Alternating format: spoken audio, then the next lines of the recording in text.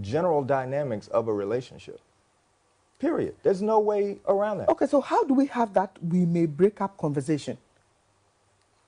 We might break up. If you and I are in a relationship, we can simply talk and understand that this relationship one day may end. Now, one of the things I appreciate about that I'm learning about Ghanaian culture is you have institutions like the Council of Elders in the village, and everyone in the city has family in the village, so it's all interconnected. Where breaking up is not easy, but it's possible. And so just that general admission that we might break up, you admit that we might break up as my wife, I admit to you, and you may say it, you say it to me, I say it to you, and it's a reality. We'll come back and delve deeper into that, but apart from we might break up, what other conversations should we have? Another one is, here is how I might break up with you. Oh, Lord. Yes. Do you see how you're responding? Yeah. That's how most people respond. That's why these are challenging conversations. Well, if we're building a relationship, you know, where we have this vision of a beautiful, you know, living with each other, loving each other, doing all those things. Yes. What would make me want to talk about break up? Or is this something I am not doing? Make me understand this whole thing. I don't know if I can make you, but I can help. Okay, do. Okay. Again, we see relationships break up often. Okay. I mean, I think it's less in Ghana than it compared to the U.S. Okay. In the U.S., 50% of marriages end in divorce. I had a divorce. I'm currently with my wife that we've been together almost 20 years. But my first wife, I'd say to anybody listening, I was not a good husband to my first wife. And divorce ensued. And so back to the Ghanaian audience, there may be a difference just in terms of the frequency of breaking up, of divorce, but it's still possible.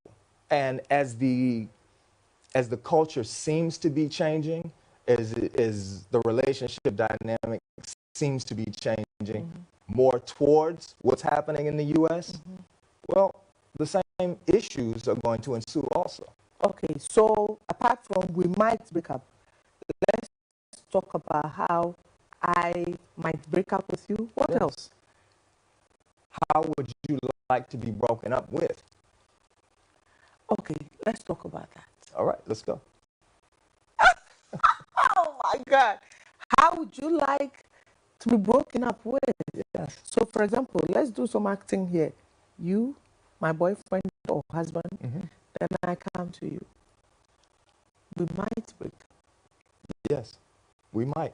You're absolutely right. And how would you like to be broken up with? What would be your response? I would like you to just tell me. One of the things that I don't like is for anyone in any situation to say, we have to talk. And then that's like, okay, well, let's talk.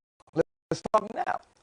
But when a person says that, it's often, we have to talk, and let's talk a little later. No, if you're going to say we have to talk, I want to talk right now. Right now. Yes. Let's talk about we say it in but actually, you know, later. How do we prevent the breakup in the first place? Okay. Okay. You're going to love this. Okay. By having these conversations. Okay, that makes sense. Does when it? you talk I'm about glad to hear it. Yeah. Yes. When you talk about it, then you want to put together the parameters to prevent it from happening. If you don't talk about it, then we assume. Talking about it is one of the parameters to prevent it from happening. The fact that you and your partner can talk about challenging issues says a lot for your relationship. Wow. Things bad. If we can sit loving each other, be having a beautiful relationship, and all of a sudden, someone comes up and says, we might break up. I mean, doesn't that tell you that this person is actually considering breaking up with me? Well, shouldn't the question rather be, how do we secure our relationship? Anyone who isn't talking about anyone who says that they're not thinking about breaking up with you, like, I'm not saying doing it, but just thinking about the possibility is being disingenuous. Everyone thinks about the possibility of us breaking up. There's no way around that. There's no way you don't think about the possibility of getting hit by a car. You don't think about the possibility of getting killed. The possibility of it happening. Yes.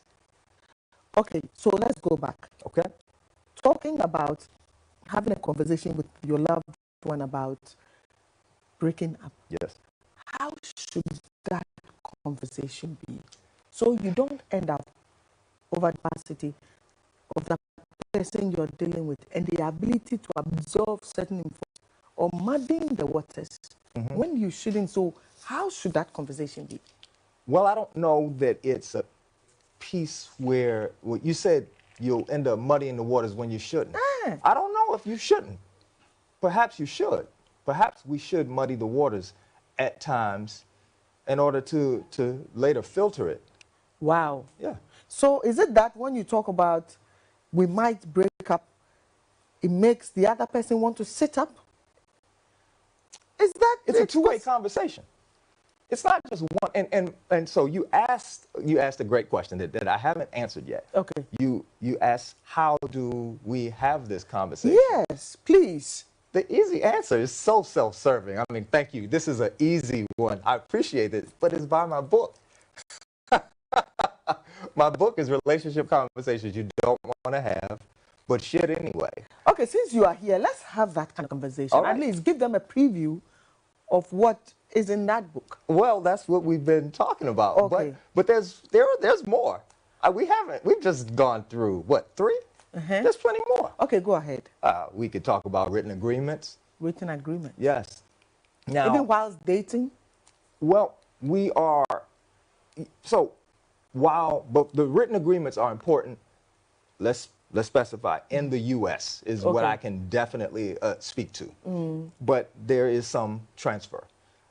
The written agreements are important before you buy property together and before you have before children. Marriage. Are you talking about before marriage or after marriage? It can be. It can be. Because in the laws of Ghana, if you're dating and someone buys, for example, this table for you and you break up, the laws actually support them to go back and take that table from you. So although we take verbal agreements very seriously here. I'm glad. Yes. Yeah. Yes. Because the law support verbal agreements. We shake on it. Yes. The law support that. So I can come back and say, well, we bought it. I was dating. I bought it. I want it back. If the person says no, you can actually go to court. Yes. And you'll be ordered to let the person have it. There are laws in Ghana about that. I know that for a fact. Okay, so in the U.S., it's written agreement? Well, let's go back to Ghana. Okay. And it's probably, unless you have a written agreement, if you bought this table for me and we're dating, we break up, but I had you sign an agreement that said, this is now my table. Like, you forfeit all rights to this table. This is my table. Most likely, if we break up, and mind you, I concede that you know Ghanaian culture much better than I do. Okay. I would suspect if we break up and I have a piece of paper that you signed that said this is my table, then it's still my table. And you should be careful what you sign, eh? Of course. And I suggest you be careful at what you sign and what you agree to. Let's continue. All Other right. conversations we should have. All right. Nothing point. And your nothing point is? Nothing as in N-O-T? Yes. H-I-N-G? Yes. Establishing your nothing point. Your nothing point. What does that mean? That means we have a conversation and ongoing conversations where we determine how we can walk away from this relationship, and you owe me nothing and I owe you nothing. Oh. You don't feel as though I've gotten one over on you. I don't feel as though you've gotten one over on me. Meaning, if you, let's say we're married, we're dating, whatever, and you decide you want to go to school, you want to go to university. Okay. I say, okay, I'll pay for you to go to university while I work. As soon as you graduate from university, you want out of the relationship. I'm devastated. Oh my God, I spent all of this time and all of this money on her university tuition and fees. And you going about your business and say, look, we were in a relationship. I don't owe you anything. I feel as though you do. You feel as though I don't. Who's right? Well, let's go back. Both of us are right. Both can be right. Absolutely. Yeah. So let's go back. And the answer may be nothing. I'm happy to do this for you. And you're not in my debt. Okay, so if I understand you, if we're in a relationship, I want to go to university, I want to further my education, get a master's, something. Okay, you are in the position to support me financially.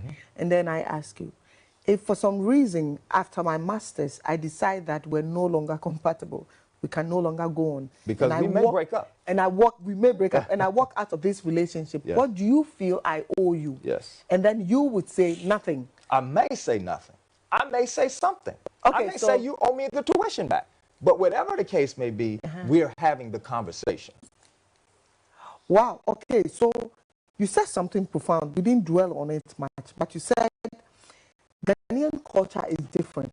But so far as we're now importing Western culture into our system, there will be a time when, before people start serious relationships or as we're going, we need to have certain agreements in order so we can all go our separate ways without feeling that we've been cheated on, not just emotionally, but financially and otherwise. Is that what you are saying? I think that's sound. That's sound. Yes. Okay, what other conversations can we have? That I am. All right. Are we going to be monogamous? Am I going to be monogamous? Are you going to be? Because you can determine that you'll be monogamous, and I say, no, I'm going to be polygamous, and we still be in a relationship. That's okay, possible. so the man can say, for example, my beautiful sister baby, okay, so baby says, I want just you. I do not want anybody else. And the man says, no, it can't be just you. I can have somebody else. Yes. So we should have that conversation. Of course. But here in Ghana, it happens hush-hush. For example, the guy has a woman, everybody knows the official woman, and then the unofficial woman. But you feel that for the relationship to last, we should actually have a conversation about that. I don't think for the relationship to last, you have to have the conversation. I just think it's a good conversation to have. It's an important conversation. Now, there's some cultural nuances to add to all of what we're talking about. There are, and this goes for the U.S. also. Men in the U.S. have multiple women often also. And it's like, and it's not expected that if you're going to ask a man, does he have two women, that he's going to say yes. Yes. No, nobody really thinks that that's going to happen. So there is and it sounds like it's the same in Ghana. So there's a piece where you're not interested. Where it's a healthy conversation. You want to have a healthy conversation, but you don't want to corner anyone. It's not about cornering your partner. It's just about having a conversation. And it may be, in a healthy situation, I would love it for men to be able to say and feel comfortable saying, I want multiple women. And some men are able and willing to say that. What else? What other tough conversations should we have? You jumped off of that one. Yeah. Like that, you don't like that one. No, I do. Okay. But we'll come back. I could see baby's lips moving. She's quiet, but when she starts, you're going to be very hot. I'm taking it easy. All right, so... You mean there's more? There's more. There's more. She's bubbling. I'm telling you, she's coming. But I just want her to exhaust at least the ones that you want to share with us. Okay. Okay, so monogamy. We've had that conversation. What else? Well, we've talked about written agreements, what I would like to happen. Yes. We talked about, well, we didn't talk about what I'd like to happen, but we talked about the property. Okay. So in terms of what I'd like to happen, meaning how we are choosing to move forward as a family. Okay. We could be talking about religion. We could talk about the children, how the children are going to be raised, how the children are going to be raised in terms of religion. That's a big conversation in Europe and in America. Somebody said they want to raise them as Jews others say they want to raise them as Catholic, others say atheists, you know. Yes. So we should have that conversation. Absolutely. But here in Ghana, it's usually not like that. We don't even talk about that. You know, we have babies, even in marriage, then we start fighting. The father is a Catholic, maybe the mother is a Protestant, or an atheist, or does not believe in anything at all. Then the father says, let the children come with me. The mother says, let the children come with me. And there's always that clash. Well, that's part of how we're going to move forward, well, the things that we want to see happen. So where will the children go if we split? What will the parent who is raising the children be paid by the other if that were to happen? Will there be a monetary contribution? You come from a place where the laws are very established. I do. And they are seen to be working. You know, your law said that the laws must seem, you know, they are, at least we see that in some quarters the laws actually work. But here in Ghana, usually, and I'm using usually advisedly here, the children with their parents. It's the same in the U.S. Yeah, a few men would say, no, I want my children to live with me. Sometimes, depending on what brought about the breakup. Yes. You know? Yes. So is that the same in the U.S.? Do the men say, okay, let the woman handle the children? There is an epidemic of men who do not care for their children in the U.S. No, epidemic. Oh, absolutely. That's a big word. It's a big word. It's they a big leave deal. the children with their mothers? Absolutely. And walk. There are many, many children who don't know their fathers. Not even in the U.S.? Absolutely. No question about it. One of the conversations that I had recently with a Ghanaian, and I would love to hear you weigh in on this, is men who don't take care of their children here in Ghana are frowned upon. They don't get respect. People, you know, you don't take care of your family, like you shouldn't even be talking. You go. It's not so true, because I know so many men who have literally abandoned their children, and there's this idea that says, oh, he is my child, she is my child. When she grows or he grows, he's gonna come. He will do. You know, there are a lot of kafra, irresponsible fathers too here in Ghana. It's a whole lot. No, people impregnate women, and it's not me, it's not me. Meanwhile, they know. I believe it. Yeah, it happens. Yeah, it's frowned upon, yes. It's a bad thing. But nobody really makes a whole huge issue out of it. They will talk about it. If he doesn't want to, they will say police in Chino. The police is not going to arrest you for not being responsible, being there for your children. You understand? There are a lot of single mothers, even whilst married. Yes. There are a lot of women who are taking a whole lot on their shoulders. Yes. The man is there, yes, but the woman is both the mother and the father.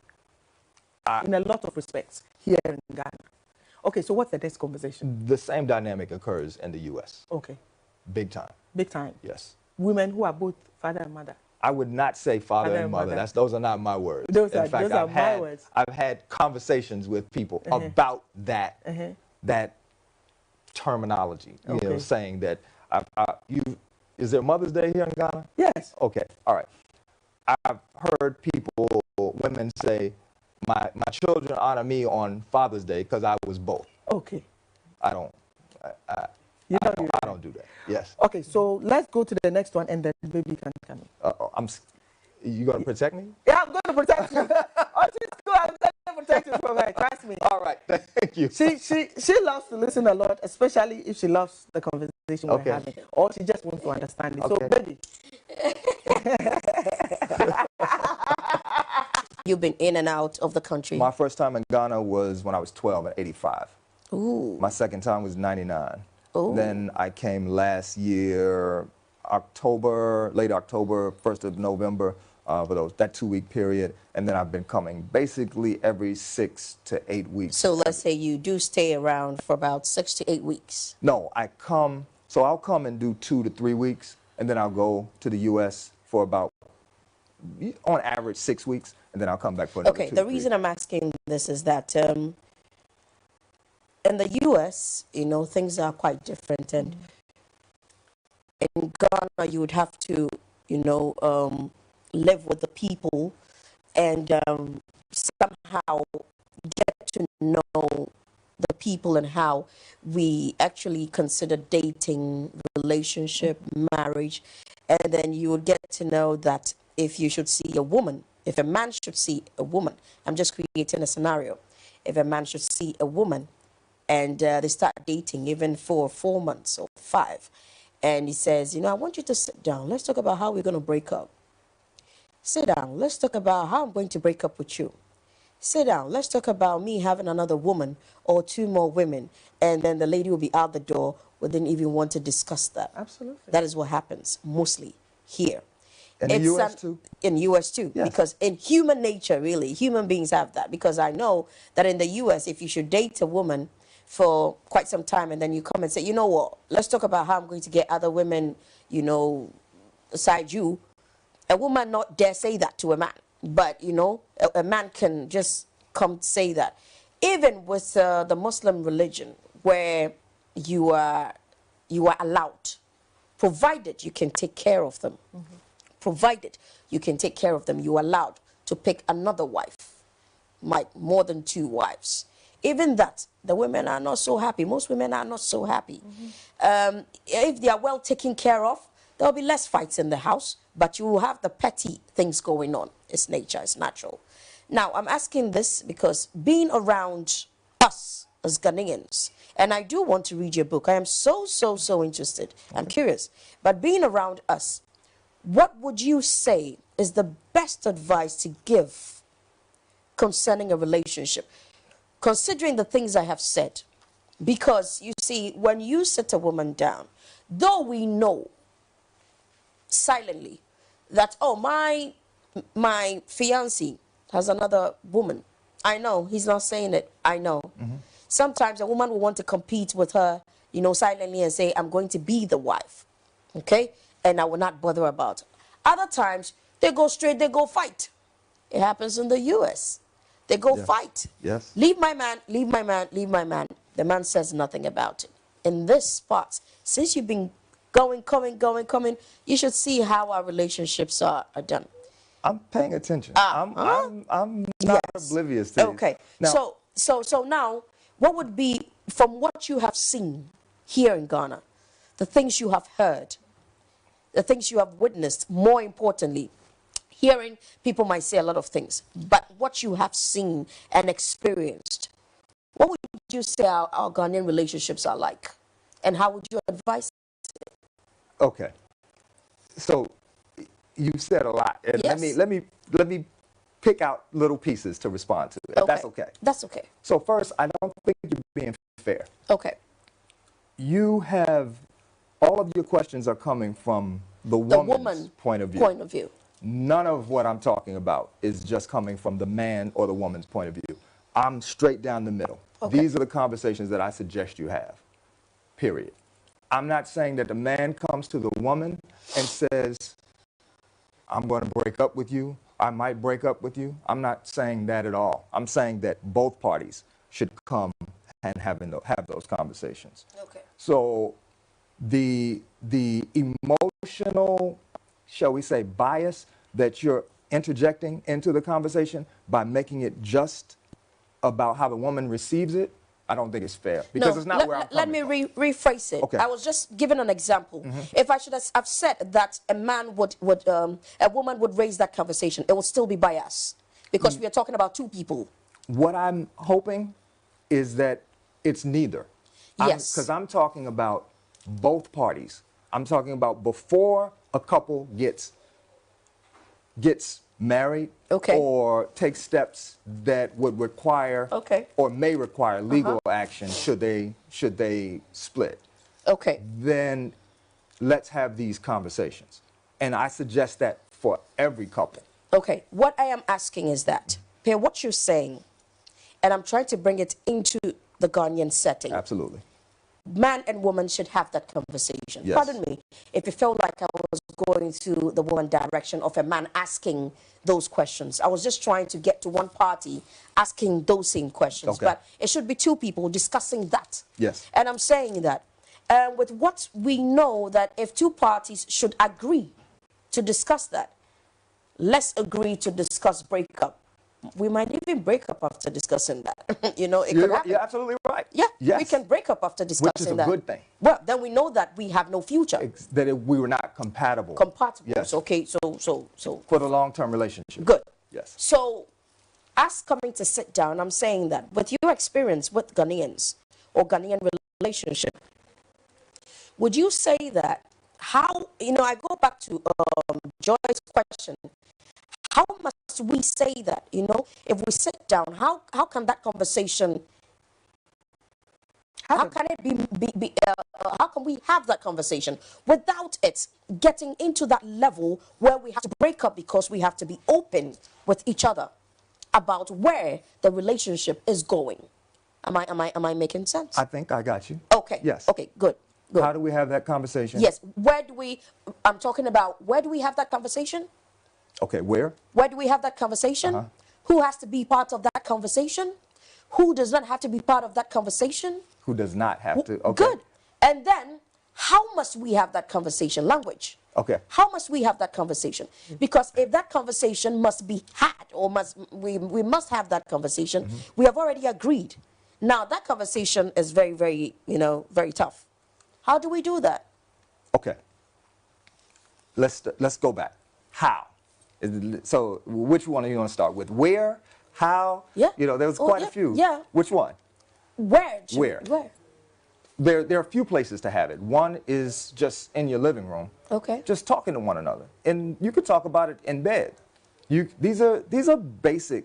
There's no right place to have it. To have it. Okay. But one of the places that's also important to have it is in front of your lawyer. Oh. And yes. Oh. So these were, I didn't say this, and we didn't get to this in the conversation, but okay. when we have written agreements. That is not, I'm still talking about dating. Okay. When we're dating, should we bring a lawyer? No, but once again, the conversations I'm talking about in terms of written agreements and that sort of thing, the conversations that I'm suggesting are conversations that you have before you take steps that would require legal action should you decide to break up. Right, I get it. Now, with the other conversations that we've talked about, this is how, well, we may break up. I mean, that's a conversation to have. You can have that on the first date. Okay. And that's perfectly reasonable. I mean, I wouldn't, but... You wouldn't? I wouldn't have that conversation on the first date, but I might have it on the second or the third. You know, I would have it when we're on the upside, you know, when we're building something, when we're coming into it, when we're in the fun phase of things. It would be important. We may break up. And if we broke up, this is how I would probably break up with you. And this is how I would like to be broken up with. These are quite uncomfortable conversations, but we should have them. And it gives you an insight into the person's life, in the person's heart. Absolutely. Because you would not know what's going on in that person's heart, but per the things they say, you can actually pick up bits and pieces of what. All right, thank you so much for passing through. We appreciate your company. All right, Abusian for Yani Yao PSC Ajiban. Why Bruni? Yeah, Brian, let us have your book. I'm so curious. I want to read. I say why Bruni? Nidiani Love, Frank Love. Oni abedin komo bi. Na me boni tofa kakra bi. Oso ni obi hia na modin komo a. Omodi an say ube hunu say enye relationship nyina na we say ending in our career. Ebetumi ejai. Ose si eye bibi abomu a. E wo si edi hu komo. Eto da ye nware kura na wo si edi pen ni paper bi to hu say me na me to we na to we. Se ye ka se ye ejai a. E be say me ka se ye ejai o. Na emu ma wiase bibi atumi si. Ose wo si edidi di nkomo bi sa. Ene ne kan bebre a. Okay, yeah, then I see P. For any baby. Yes, definitely. Joy has some birthdays to wish people, eh? Okay, so thank you very much. You've been a wonderful part of the show. Thank you so much, Brian. Thank you so much, eh? Thank you so much, and I hope the next time you come, I will be listening. I'll be reading a book before you come, and then we can have a real good conversation. Check me out at franklove.com. Good, okay, good. That was what I wanted. That was what I wanted out. So he has a book out, and franklove.com. That's where you can get the book. Please go read that. I have a weekly blog also, where we discuss creating a loving culture in our relationships. Okay. Brilliant. Okay, so thank you so much. My name is Baby. All right, so I have a birthday, Simon Clote Cole, CEO, Pata. Patashing local. Patashing local. Good morning. This is from Alex Kwesi Krasi to you. Hey, we didn't ask a constituency. Clotte Kole. Okay. Thank you so much. Kwesi Krasi says you're special. God bless you. Ebusan for ahani yedimu esi yedamasipi semuni yedijume. Ochina. It's a Friday's edition of the Max Morning Show. Please join us. I'm Joe Wilson. I love you. Go out there and win.